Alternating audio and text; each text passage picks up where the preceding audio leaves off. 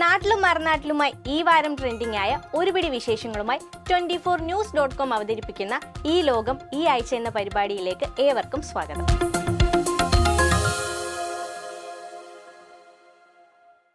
തന്നെ കമ്മ്യൂണിസ്റ്റ് ഭ്രാന്തൻ എന്ന് വിളിച്ച ട്രംപിന്റെ മൂക്കിന് താഴെ ന്യൂയോർക്കിന്റെ മേയർ സ്ഥാനത്തേക്ക് കുതിക്കുകയാണ് സൊഹ്റാൻ മംദാനി.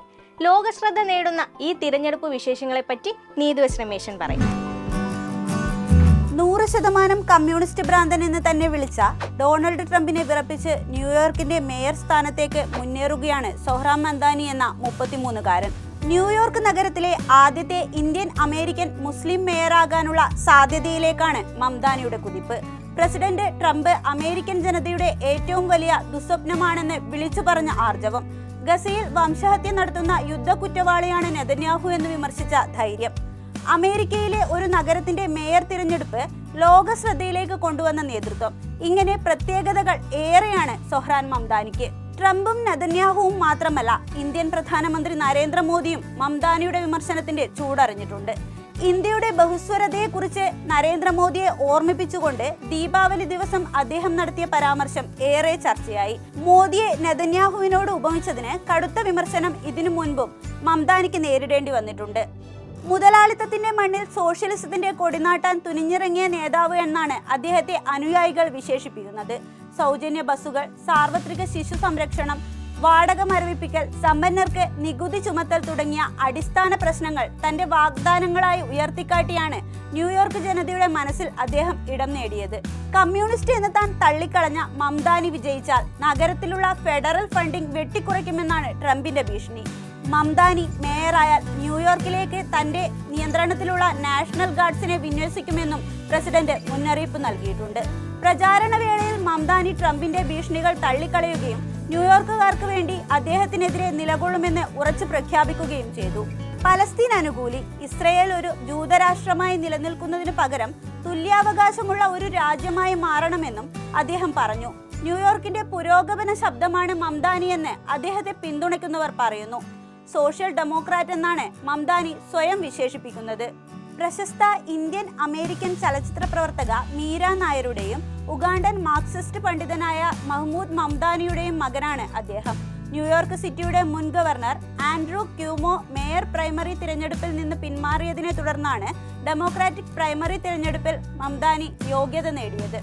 നവംബർ 4-നാണ് മേയർ തിരഞ്ഞെടുപ്പ്. പുതിയ സർവേകൾ പ്രകാരം മംദാനിയുടെ എതിരാളിയായ ക്യൂമോ 13% പോയിന്റുകൾക്ക് പിന്നിലാണ്. തന്റെ മൂക്കിന് താഴെയുള്ള മംദാനിയുടെ വിജയം ട്രംപിന് വൻ തിരിച്ചടിയാകുമെന്ന് ഉറപ്പ്. ജോലി സമയത്തിന് ശേഷം തൊഴിലാളികളെ തേടി ബോസിന്റെ വിളികൾ എത്താറില്ലേ?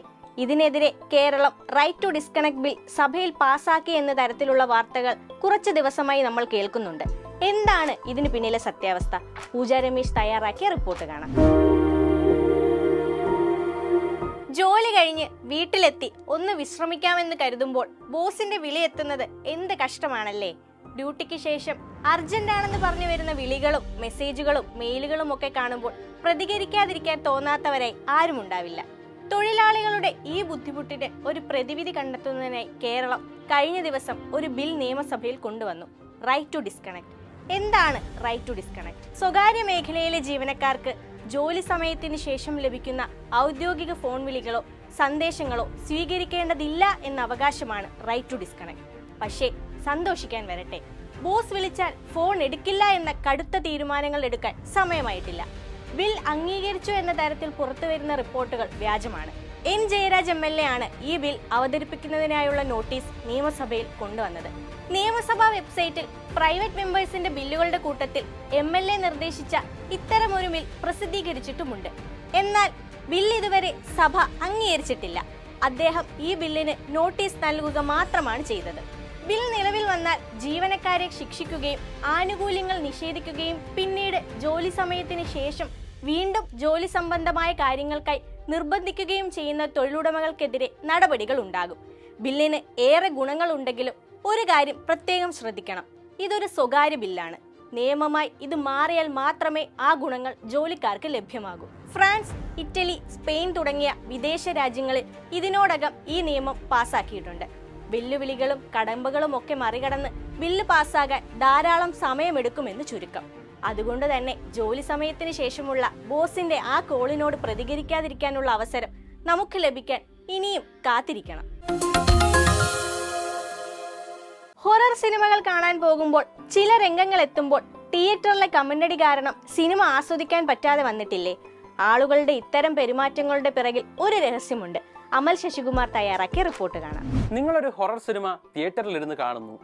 സ്ക്രീനിൽ പേടിച്ചരണ്ടു നിൽക്കുന്ന കഥാപാത്രത്തിന്റെ പിറകിലായി പ്രേതത്തെ കണ്ട് നിങ്ങളും ത്രില്ലിലിരിക്കുമ്പോൾ പെട്ടെന്ന് തിയേറ്ററിനകത്ത് നിന്ന് ദേ തിരിഞ്ഞു നോക്കടാ പ്രേതം എന്ന ഒരു ശുദ്ധഹാസ്യം കാച്ചിക്കൊണ്ട് ഒരാൾ കുരുങ്ങിച്ചിരിക്കുന്നു. എന്തായിരിക്കും നിങ്ങളുടെ ഉള്ളിലെ ഫീലിംഗ്? ഒട്ടും സുഖകരമായിരിക്കില്ല എന്ന് ഉറപ്പാണ്. ഹൊറർ സിനിമകൾ കാണുമ്പോൾ, പ്രത്യേകിച്ചും ഇന്ത്യയിൽ, ഇങ്ങനെ കൗണ്ടർ അടിച്ച് മറ്റുള്ളവരുടെ സിനിമാറ്റിക് എക്സ്പീരിയൻസ് നശിപ്പിക്കുന്നവർ ഒരുപാട് പേരുണ്ട്. ഈ പടമൊന്നും കണ്ട് പേടിക്കുന്നവനല്ല താനെന്ന് ചുറ്റുമുള്ളവരെ ധരിപ്പിക്കാനാണ് ഈ ശ്രമമെങ്കിലും ഇങ്ങനെയുള്ള പെരുമാറ്റത്തിന് പിറകിലുള്ള സൈക്കോളജി സത്യത്തിൽ നേരെ തിരിച്ചാണെന്നറിയാമോ? മനുഷ്യന്റെ വികാരങ്ങളിൽ ഏറ്റവും ആദിമമായ പേടി ഉള്ളിൽ തോന്നുമ്പോൾ തലച്ചോർ സ്ട്രെസ് ഹോർമോണുകൾ പുറപ്പെടുവിക്കും. അപ്പോൾ അതിനെ മറികടക്കാൻ ചിലർ ആശ്രയിക്കുന്ന രക്ഷാമാർഗമാണ് ഉറക്കെ തമാശ പറയുക എന്നത്. എനിക്കതിനെ ചിരിച്ചു തള്ളാൻ പറ്റിയാൽ അതിനെന്നെ ഉപദ്രവിക്കാനാവില്ല എന്ന ഡിഫൻസ് മെക്കാനിസം. എന്നാൽ ഇത്തരം പ്രതികരണങ്ങൾ തിയേറ്ററുകളിൽ സിനിമ കാണുന്ന മറ്റുള്ളവർക്ക് ശല്യമായി മാറുമെന്ന് പലരും ചിന്തിക്കാറില്ല. ഇത്തരക്കാർ ചിലപ്പോൾ കൗണ്ടർ അടിയിൽ നിർത്തില്ല. ചിലർ പാട്ട് പാടും, ചിലർ കഥാപാത്രങ്ങളെ ഉറക്കെ കളിയാക്കും, ചിലപ്പോൾ അടുത്തിരിക്കുന്ന ആളോട് അനാവശ്യ വിശകലനം നടത്തിയെന്നും വരും. ഇത്തരം കാര്യങ്ങൾ പൊതുവെ കൂടുതലും പുരുഷന്മാരാണെങ്കിലും പേടി തോന്നുന്ന ഇടങ്ങളിലും പേടിക്കാൻ സാധ്യതയുള്ള ഇടങ്ങളിലുമെല്ലാം ഉറക്കെ നിലവിളിച്ച് മറ്റുള്ളവർക്ക് ശല്യമാകുന്ന കാര്യത്തിൽ സ്ത്രീകളും കണക്കാണത്രേ. ഏതായാലും ഇത്തരം പെരുമാറ്റങ്ങൾ തിയേറ്ററുകളിൽ പുലർത്തേണ്ട സാമാന്യ മര്യാദകളാണ് ലംഘിക്കാറുള്ളത്. വൈകി കയറി വന്ന് സിനിമ കാണുന്നവരുടെ മുഖത്തേക്ക് ലൈറ്റ് അടിക്കുക, മുന്നിലിരിക്കുന്ന സീറ്റിലേക്ക് കാൽ വെച്ചിരിക്കുക, കുട്ടികൾ കരഞ്ഞാൽ പുറത്തേക്ക് ഇറങ്ങിപ്പോകാതെ മറ്റുള്ളവർക്ക് ശല്യമാകുക തുടങ്ങിയ പല കാറ്റഗറികൾ വേറെയുമുണ്ട്. ഇന്ത്യക്കാരുടെ സിനിമയോടുള്ള സമീപനം ഒരുതരം ഉത്സവ പ്രതീതിയോടെ ആയത് കാരണം ചെണ്ടമേളം, പാലഭിഷേകം, പേപ്പർ കീറിയെറിയൽ, തിയേറ്ററിനുള്ളിൽ പടക്കം പൊട്ടിക്കൽ ഒക്കെ പോലെയുള്ള എക്സെൻട്രിക് കലാപരിപാടികൾ നമ്മുടെ നാട്ടിൽ വളരെ സ്വാഭാവികമാണ്. അതുകൊണ്ട് കൗണ്ടറടി പോലെ വളരെ ചെറുതെന്ന് തോന്നുന്ന എന്നാൽ വലിയ ഇമ്പാക്റ്റ് ഉള്ള അൺസിവിലൈസ്ഡ് പ്രവർത്തികൾ ആരും അഡ്രസ്സ് ചെയ്യാതെ പോകുന്നു എന്നതാണ് സത്യം. ഇന്ത്യക്കാർ വിദേശത്തെ തിയേറ്ററുകളിൽ അരുതാത്ത ആഘോഷങ്ങൾ നടത്തി അധികൃതർ വന്ന് ഷോ നിർത്തിവെക്കുകയും അവരെ ഇറക്കി വിടുകയും ചെയ്യുന്ന വാർത്തകൾ ഇടയ്ക്കിടെ കേൾക്കാറുണ്ട്. എന്നാൽ നമ്മുടെ നാട്ടിൽ കമന്റടി മുതൽ പുകവലി വരെ നടത്തി ആരെങ്കിലും എതിർക്കുകയോ മര്യാദ പാലിക്കാൻ ആവശ്യപ്പെടുകയോ ചെയ്താൽ ഞാൻ ടിക്കറ്റ് എടുത്തിട്ടാണ് സിനിമ കാണുന്നത് എന്ന ഒറ്റ ന്യായീകരണത്തിൽ പലരും അത് തുടരാറുണ്ട്. തിയേറ്റർ എന്നാൽ വളരെ സ്പെഷ്യൽ ആയിട്ടുള്ള ഒരു ഇടമാണ്. നൂറുകണക്കിന് അപരിചിതരോടൊപ്പം ഇരുന്ന് ഒരു ഇരുട്ടുമുറിയിൽ മുന്നിൽ തെളിയുന്ന ദൃശ്യങ്ങൾ മണിക്കൂറുകളോളം നിശബ്ദമായി ആസ്വദിക്കുന്ന ആ പ്രക്രിയ ഇന്നും അങ്ങേയറ്റം റെലവൻ്റ് ആണ്. ദേശഭാഷ വർണ്ണഭേദമില്ലാതെ മുൻപൊരിക്കലും കണ്ടിട്ടില്ലാത്ത, ഇനി കണ്ടാലും ഓർക്കാൻ സാധ്യതയില്ലാത്ത കുറച്ച് മനുഷ്യർക്കൊപ്പം ഇരുട്ടിലിരുന്ന് ഒരുമിച്ച് ചിരിച്ച് കരഞ്ഞ് കൈയടിച്ച് പങ്കിടുന്ന ആ നിമിഷങ്ങൾ ഏതൊരു മനുഷ്യനും തൻ്റെ ദൈനംദിന ജീവിതത്തിൽ സ്വയം ഏറ്റവും സുരക്ഷിതനായി ഫീൽ ചെയ്യുന്ന മുഹൂർത്തങ്ങളാണ് എന്നാണ് പറയാറ്. അവിടുത്തെ നിശബ്ദതയ്ക്കും ഞെരക്കത്തിനും മൂളലിനും പോലും തിയേറ്ററിലെ ലഹരി വിരുദ്ധ പരസ്യത്തിൽ പറയുന്നത് പോലെ വലിയ വിലയുണ്ട്. 12 വിവിധ വേദികളിലായി നടന്ന കേരള സ്കൂൾ കായികമേള. 2000-ലധികം കായിക താരങ്ങൾ മാറ്റുരച്ച മേള സാക്ഷിയായത് വർഷങ്ങൾ പഴക്കമുള്ള റെക്കോർഡുകളെ പഴങ്കഥയാക്കുന്നതിനും കണ്ണു നിറയ്ക്കുന്ന വികാരഭരിതമായ രംഗങ്ങൾക്കുമാണ്. ആ നിമിഷങ്ങളെക്കുറിച്ച് മെറിൻ കെ ബിജു പറയും. 8 ദിവസം നീണ്ട കേരള സ്കൂൾ കായികമേള. 12 വിവിധ വേദികൾ സാക്ഷിയായത് വീറും വാശിയും നിറഞ്ഞ കൗമാര കായിക കുതിപ്പിന്. 20,000-ലധികം കായിക താരങ്ങൾ മാറ്റുരച്ച സ്കൂൾ കായികമേളയിൽ തിരുത്തപ്പെട്ടത് വർഷങ്ങൾ പഴക്കമുള്ള റെക്കോർഡുകൾ അടക്കം അനവധി. വികാരഭരിതമായ രംഗങ്ങൾക്കും സാക്ഷിയായി ഈ കായിക മാമാങ്കം. 2025 സ്കൂൾ കായികമേളയിലെ റെക്കോർഡുകളിലേക്ക് നോക്കിയാൽ വേഗരാജാവും വേഗറാണിയും എത്തിയത് പാലക്കാട്, മലപ്പുറം ജില്ലകളിൽ നിന്ന്. കൊച്ചി മീറ്റിലെ ജൂനിയർ ചാമ്പ്യനായിരുന്ന ജെ നിവേദ് കൃഷ്ണയാണ് ഇത്തവണ സീനിയർ വിഭാഗത്തിൽ വേഗരാജാവായത്. 12.11 സെക്കൻഡിൽ ഫിനിഷ് ചെയ്തായിരുന്നു ആദിത്യ അജി വേഗറാണിപ്പട്ടം ചൂടിയതും. 1988-ൽ കുറിക്കപ്പെട്ട മീറ്റർ റെക്കോർഡ് തിരുത്തിയാണ് ജൂനിയർ ആൺകുട്ടികളുടെ വിഭാഗത്തിൽ ആലപ്പുഴയുടെ അതുൽ സ്വർണം നേടിയത്. പെൺകുട്ടികളുടെ സബ് ജൂനിയർ വിഭാഗത്തിലാണ് മറ്റൊരു റെക്കോർഡ് കുറിക്കപ്പെട്ടത്. ഇടുക്കിയുടെ ദേവിപ്രിയ 12.69 സെക്കൻഡിൽ ഓടിക്കയറി 1987-ലെ റെക്കോർഡ് തകർത്തു. ട്രാക്കിൽ മാത്രമല്ല ഫീൽഡിലും പിറന്നു പുത്തൻ റെക്കോർഡ്. ഡിസ്കസ് ത്രോയിൽ കാസർഗോഡുകാരി സോന എറിഞ്ഞു തകർത്തത് 8 വർഷം മുമ്പ് കുറിക്കപ്പെട്ട മീറ്റർ റെക്കോർഡ്. ജൂനിയർ പെൺകുട്ടികളുടെ 100 മീറ്റർ ഫൈനലിൽ വേഗതാരമായ ദേവനന്ദ. ആരോഗ്യ പ്രശ്നങ്ങൾ ഉണ്ടായിരുന്നു, സർജറി വരെ പറഞ്ഞിരുന്നു. എന്നിട്ടും മീറ്റിൽ പങ്കെടുക്കാൻ മെഡിക്കൽ കോളേജിൽ നിന്നെത്തി. അങ്ങനെ ആ സ്വർണ്ണ പതക്കത്തിലും മുത്തമിട്ടു. 100 മീറ്ററിന് പുറമെ 200 മീറ്ററിലും സ്വർണം നേടിയ ദേവനന്ദയ്ക്ക് നല്ലൊരു വീട് എന്ന സ്വപ്നവും സഫലമാകുന്ന കാഴ്ചയും നമ്മൾ കണ്ടു. പെൺകുട്ടികളുടെ സബ് ജൂനിയർ 200 മീറ്ററിൽ 38 വർഷം പഴക്കമുള്ള റെക്കോർഡ് പഴങ്കഥയാക്കിയ ഇടുക്കിയുടെ ദേവിപ്രിയ. അവൾക്ക് ഈ റെക്കോർഡുകൾ കൊണ്ടുപോയി വെക്കാൻ ഒരു വീടില്ല എന്ന അധ്യാപകന്റെ പൊട്ടിക്കരഞ്ഞുകൊണ്ടുള്ള പ്രതികരണം. അങ്ങനെ വൈകാരിക നിമിഷങ്ങൾക്കും ഈ സ്കൂൾ കായികമേള സാക്ഷിയായി.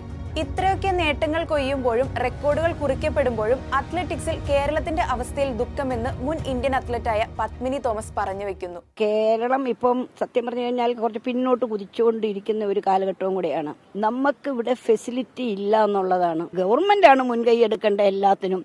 ഈ ഫെസിലിറ്റീസ് ഉണ്ടാക്കണമെങ്കിലും നമുക്ക് സ്റ്റേഡിയം ഒറീസയിലൊക്കെ ഇൻഡോർ അത്ലറ്റിക് സ്റ്റേഡിയം വന്നു. നമുക്കൊക്കെ ഇപ്പം അവരൊക്കെ എന്ത് വലുതായി പോയി. നമ്മൾ ഇന്നും താഴോട്ട് പോവുകയാണല്ലോ എന്നുള്ള ഒരു വിഷമം നമുക്കുണ്ട്. പത്മിനി തോമസ് പറഞ്ഞതുപോലെ ട്രാക്കുകളുടെ ശോചനീയ അവസ്ഥ, റിലേ ബാറ്റൺ ഇല്ലാതെ മത്സരങ്ങളിൽ പങ്കെടുക്കേണ്ടി വരുന്ന സാഹചര്യം, അങ്ങനെ ഇപ്പോഴും കായിക താരങ്ങൾ നേരിടുന്ന പ്രതിസന്ധികളും ഏറെയാണ്. അപ്പോൾ ഇന്നത്തെ വിശേഷങ്ങൾ ഇവിടെ അവസാനിക്കുകയാണ്. ഈ ലോകം ഈ ആഴ്ച, ഇനി അടുത്ത ബുധനാഴ്ച കൂടുതൽ വിശേഷങ്ങളുമായി നിങ്ങളിലേക്ക് എത്തും. വീണ്ടും കാണും വരെ good bye from Pooja Ramesh and keep watching 24.